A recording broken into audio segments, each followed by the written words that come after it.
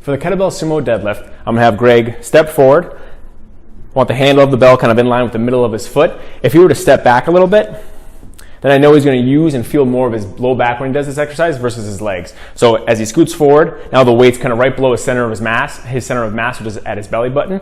He's gonna take that nice exhale, spine in mid-range position, abs on, take a little bit of a breath in, has his hands reached out in front of him, bends his knees, bends his hips, grabs the bell, nice tight squeeze, keeps his butt down as he stands up and pushes into the floor.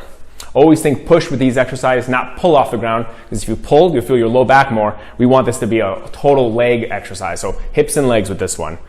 Doing a nice job, again, of recreating that position, lowering the bell into the middle of his foot, not towards his toes, keeping his butt down as he stands up, and again, pushes into the floor. Go down to the bottom, take a break there. One of the mistakes that we'll see at the bottom is he may get there in that really good start position, so hands out, exhale, good. So from here, he may try to pinch his shoulder blades together and create tension. Once a deadlift is heavy enough, he's gonna have his shoulder blades kind of go around his ribs really hard as he jerks it off the floor.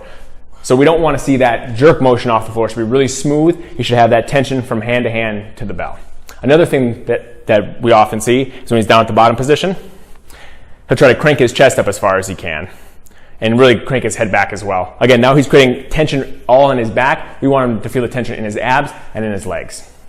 If this is too hard to get in that deep position, we can have him pick up the bell onto a box. Again, just to lower how far he's going, getting him in a position that he's comfortable with and can still execute a really strong deadlift. Good. If a single kettlebell deadlift is too easy for you, or if your gym doesn't have a big monster bell to be able to go heavier with, we can do a double kettlebell deadlift. So then the handles are parallel, that same position, his feet are nice and wide, handles in line with his arches, same start position, reaches forward, abs on, squats, pushes feet in the floor and stands up. Nice. Most people often think a deadlift is a low back exercise. It's not in our world. We want this to be a leg exercise, which is why we really emphasize him pushing into the floor and keeping his butt down.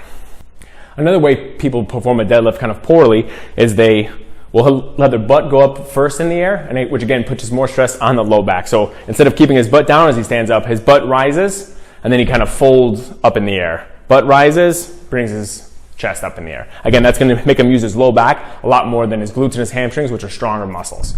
That's also going to cause him to kind of have his spine move under load, which again, knowing how we want to stabilize the spine isn't really what we're looking for with this exercise. So again, keep your butt down and push with this one.